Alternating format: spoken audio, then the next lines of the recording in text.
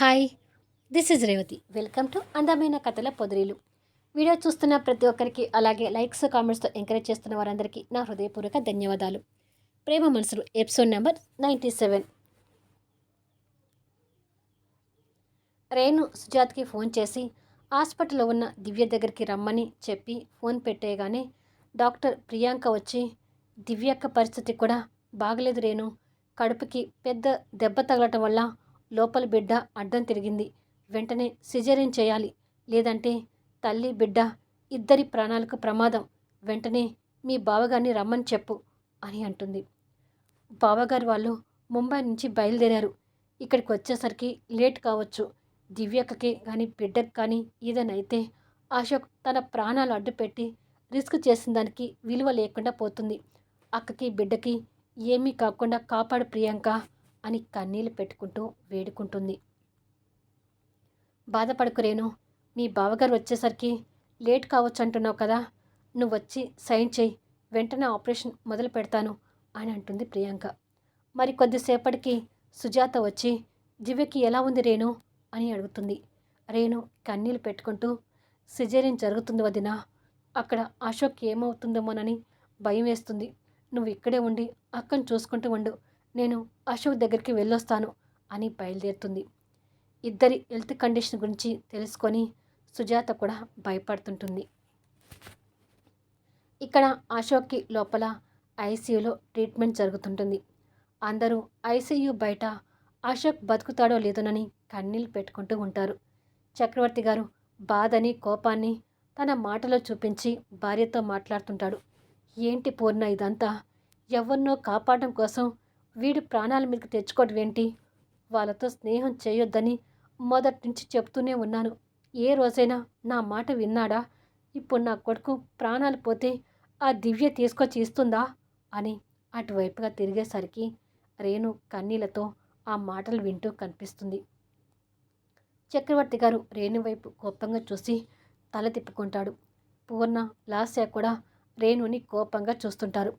భారతి కూడా రేణుని చూసి తండ్రితో మాట్లాడుతూ, మాటలు అనడం వల్ల వచ్చేది ఏమీ లేదు నాన్న, ముందు తమ్ముడు ప్రాణాలతో దక్కాలి అని కన్నీళ్ళు పెట్టుకుంటుంది.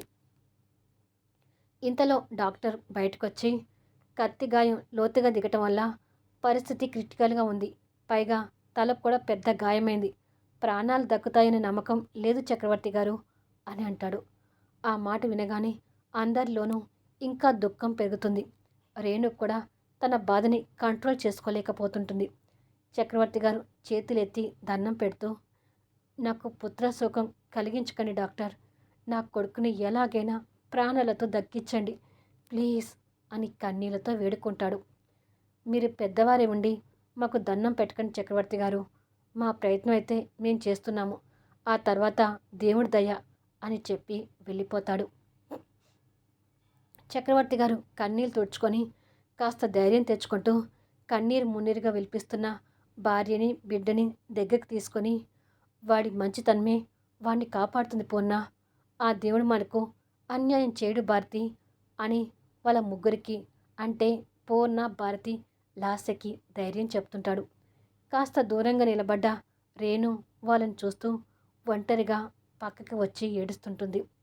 ఇలా కొన్ని నిమిషాల తర్వాత సుజాత దగ్గర నుంచి ఫోన్ కాల్ వస్తుండగా కన్నీళ్ళు తుడుచుకొని హలో అంటుంది.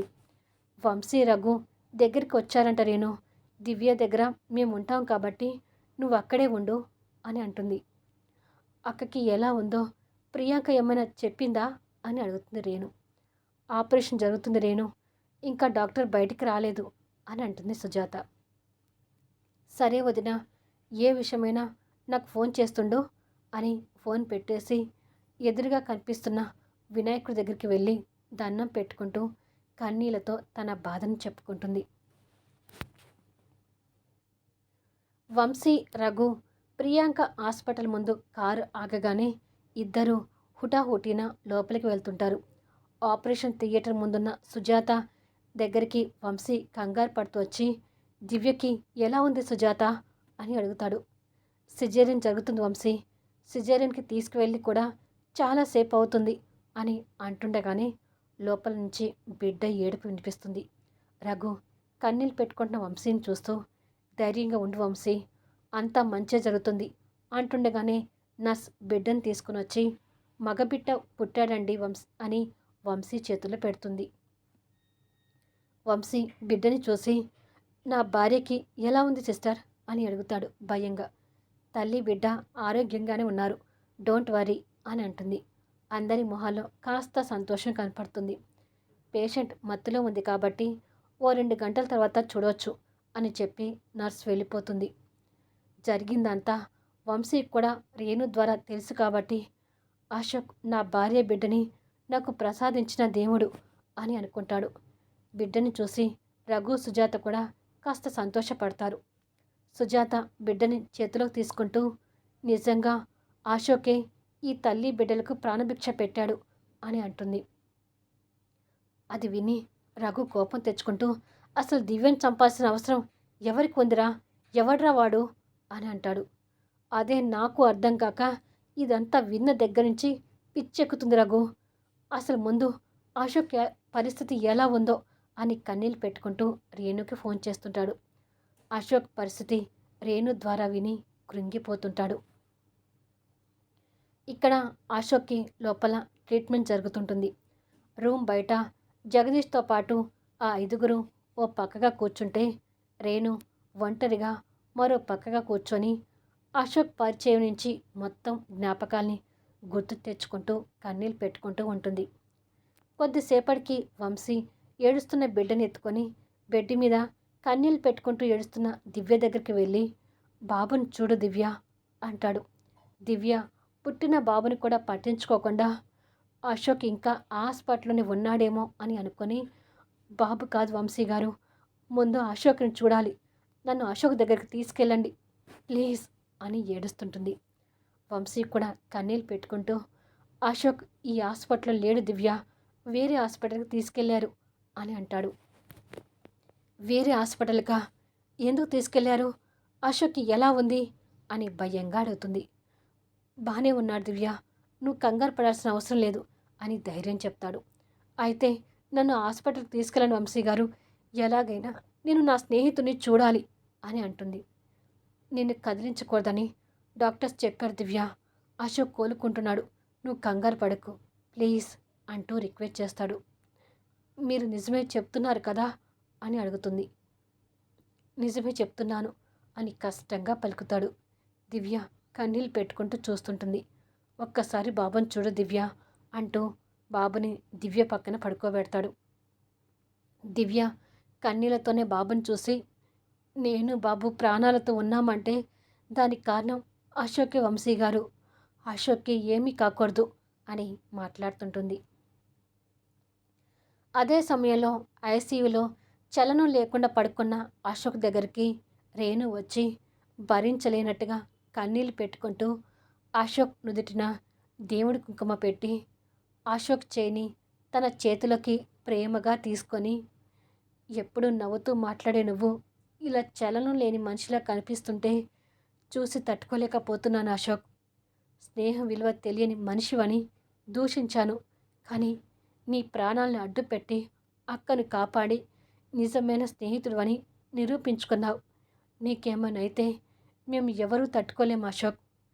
మృత్యువుని జయించే ప్రాణాలతో బయటపడ్డామని తెలిసే వరకు నేను మనిషిని కాలేను అని ఏడ్చి అశోక్ చేతి మీద ప్రేమగా ముద్దు పెట్టి కట్టి ఉన్న తలను నిమిరి కన్నీళ్ళు తుడుచుకొని కష్టంగా అశోక్ని విడుస్తూ బయటికి వస్తుంది.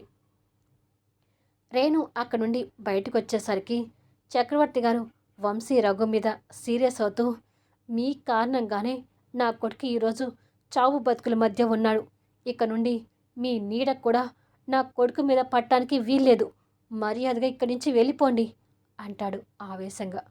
మిగతా వారు నిలబడి మౌనంగా చూస్తుంటారు. వంశీ కన్నీళ్ళు పెట్టుకుంటూ, మీకు కోపం రావడంలో అర్థం ఉంది సార్, అశోక్కి ఇలా జరిగేసరికి తల్లిదండ్రులుగా మీరు ఎంత బాధపడతారో నేను అర్థం చేసుకోగలను. ఇలా జరిగినందుకు క్షమించమని కూడా అడగలేకపోతున్నాను. అశోక్ ఉన్న పరిస్థితిని మేము కూడా తట్టుకోలేకపోతున్నాము. ఒకే ఒక్కసారి అశోక్ని చూసి వెళ్ళిపోతాను, దయచేసి పర్మిషన్ ఇవ్వండి అని వంశీ రిక్వెస్ట్ చేస్తాడు. చక్రవర్తి గారు ఇంకా కోపం తెచ్చుకుంటూ, ఇంకొక్క నిమిషమైనా మీరు ఇక్కడ ఉంటే సెక్యూరిటీతో మీ మెడను పట్టి బయటికి గెంటిస్తాను. నా ఆవేశానికి పరీక్ష పెట్టకుండా మీ ఇద్దరు ఇక్కడి నుంచి వెళ్ళండి అంటాడు. పూర్ణ, భారతి కన్నీళ్ళు పెట్టుకుంటూ ఉంటే లాస్య, జగదీష్ మాత్రం అంతే కావాలి అన్నట్టుగా పొగరిగా చూస్తుంటారు. బావగారిని అలా అవమానించడం రేణు తట్టుకోలేక వాళ్ళ మధ్యలోకి వచ్చి, అశోక్ని నేను ఇప్పుడే చూసి వచ్చాను బావగారు. అశోక్కి ఏమీ కాదని నమ్మకంతో ఉండండి. ఎప్పటికప్పుడు నేను ఫోన్ చేసి అశోక్ గురించి చెప్తుంటాను. దయచేసి మీరు ఇక్కడి నుంచి వెళ్ళండి బావగారు అని వేడుకుంటుంది. వంశీ కన్నీళ్ళు పెట్టుకుంటూ నిలబడతాడు. బావగారిని తీసుకుని వెళ్ళన్నయ్యా ప్లీజ్ అని కన్నీళ్ళు పెట్టుకుంటూ రఘుతో చెప్తుంది రేణు. రా వంశీ అంటూ రఘు వంశీ భుజం చుట్టూ చేయి వేసి తీసుకెళ్తాడు. చక్రవర్తి గారు రేణు వైపు అదే ఆవేశంతో చూస్తూ, ఇంకెప్పుడు మీ బావగారిని అశోక్ కోసం రావద్దని చెప్పు రేణు అని సీరియస్గా చెప్పి అక్కడి నుంచి వెళ్తాడు. జరుగుతున్న పరిణామాలకు రేణు కన్నీళ్లు పెట్టుకుంటూ నిలబడుతుంది. మరుసటి రోజు వంశీ ఆఫీస్కి చేరి క్యాబిన్లోకి వస్తాడు. క్యాబిన్ని అంతా పరిశీలిస్తుండగా తన కుర్చీ దగ్గర పడిన కెమెరాని చూసి దాన్ని చేతిలోకి తీసుకొని చైర్ వైపు చూసేసరికి చైర్ మీద కాళ్ళు పెట్టిన అడుగులు ఉంటాయి. ఆ వెంటనే పైకి చూస్తాడు. ఆ కెమెరాని ఏసీ నుంచి పీకినట్టుగా కనిపిస్తుంది. గతంలో వంశీ పాత ఏసీ తీసేసి కొత్త ఏసీ పెట్టించమని ఇన్ఛార్జ్కి ఫోన్ చేసి చెప్పిన విషయం గుర్తు తెచ్చుకుంటూ ఉండగా రేణు డోర్ తీసుకుని వస్తుంది. వంశీ రేణు వైపు కోపంగా చూస్తూ, అశోక్ విండో గ్లాస్ పగలగొట్టుకొని వచ్చాడనే కదా నువ్వు అశోక్ని అనుమానించి తిట్టింది. వాళ్ళ నాన్నగారిని, బావని స్టాఫ్ ముందు దోషులుగా చేయకూడదనే ఉద్దేశంతోనే ఇలా విండో పగలగొట్టుకొని వచ్చాడు. మన మధ్య, వాళ్ళ ఫ్యామిలీ మధ్య అశోక్ చాలా నలిగిపోయాడు రేణు. ఎంత మానసిక ఆవేదన అనుభవించాడు. అశోక్ని దోషం చేసి ఎన్నో మాటలు అన్నావు. ఎప్పుడు నీకు కన్నీళ్లు సెట్ కావని చెప్పుకుంటూ వచ్చాను. కానీ ఇప్పుడు చెప్తున్నాను, అశోక్ని అలా అందరి ముందు అవమానించినందుకు నువ్వు ఎన్ని కన్నీళ్లు కార్చినా సరిపోదు అంటాడు కోపంగా. తన తప్పుని తెలుసుకున్న రేణు వంశీ మాటలకు కన్నీళ్లు పట్టుకుంటూ నిలబడుతుంది. అంతలోనే స్టాఫ్ కూడా అక్కడికి వస్తారు. వంశీ చేతిలో ఉన్న కెమెరాని అందరికీ కనిపించేలా చూపిస్తూ, ఈ కెమెరా కారణంగానే నేను ఆస్తులు పోగొట్టుకుని రోడ్డున పడ్డాను. ఈ కెమెరాని పీకి నా సిస్టంలో ఉన్న ఇన్విజిబుల్ సాఫ్ట్వేర్ అన్ఇన్స్టాల్ చేయడానికి మాత్రమే మా స్నేహితుడు అశోక్ ఇక్కడికి వచ్చాడు. ఈ ఆఫీస్కి మేలు చేయడానికి వచ్చి మీ అందరి ముందు దోషిగా మిగిలిపోయాడు అని అంటాడు. అశోక్ని తప్పుగా అనుకున్నందుకు స్టాఫ్ కూడా బాధతో తలదించుకొని సారీ సార్ అని చెప్తారు. కొద్దిసేపటికి రేణు ఇంటికి చేరి వాళ్ళ బెడ్రూమ్లోకి వచ్చి బెడ్ మీద పడి బాగా ఏడుస్తుంటుంది. అలా ఏడ్చి ఏడ్చి రూమ్ని చూసుకుంటూ ఆ రూమ్లో అశోక్కి తనకు జరిగిన కొన్ని స్వీట్ మెమోరీస్ని, ఉరుములు మెరుపులు, బలి దగ్గర జరిగిన సీన్స్ గుర్తు తెచ్చుకుంటూ ఆ పక్కనే ఉన్న బెస్ట్ లవ్ కపుల్ అవార్డుని చేతిలోకి తీసుకొని కన్నీళ్ళు పెట్టుకుంటూ ఉంటుంది. మరో పక్క చక్రవర్తి గారు ఆనంద్ పేరు మీద మృత్యుంజయ హోమం జరిపిస్తుంటారు. ఇంకో పక్క వంశీ అశోక్ పేరు మీద పూజలు, అభిషేకాలు జరిపించి నిప్పుల గుండంలో నడిచి అశోక్ని బతికించమని దేవుణ్ణి వేడుకుంటాడు. హాస్పిటల్లో దివ్య కొడుకు పుట్టాడనే సంతోషం కూడా లేకుండా అశోక్ని చూడాలని కన్నీరు మున్నీరవుతుంటుంది.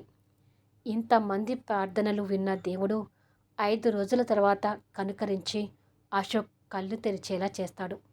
అది చూసి డాక్టర్ సంతోషంతో బయటకు వచ్చి, అశోక్ కుమార్ గారు ప్రాణాలతో బయటపడ్డారు సార్, డోంట్ వర్రీ అని చక్రవర్తి గారితో చెప్తాడు. అది విన్నగానే అందరి మొహాలు ఆనందంతో వెలిగిపోతుంటాయి. పూర్ణ, భారతి అప్పటి వరకు కాచిన కన్నీళ్లకు ఫుల్ స్టాప్ పడుతుంది. రేణు మొహంలో ఎక్కడ లేని ఆనందం కనిపిస్తుంటుంది. చక్రవర్తి గారు అదే ఆనందంతో, మా కొడుకుని చూడొచ్చా డాక్టర్ అని అడుగుతాడు. వెళ్ళి చూడండి అంటాడు డాక్టర్. కొద్దిసేపటికి అందరూ లోపలికి వెళ్తుంటారు.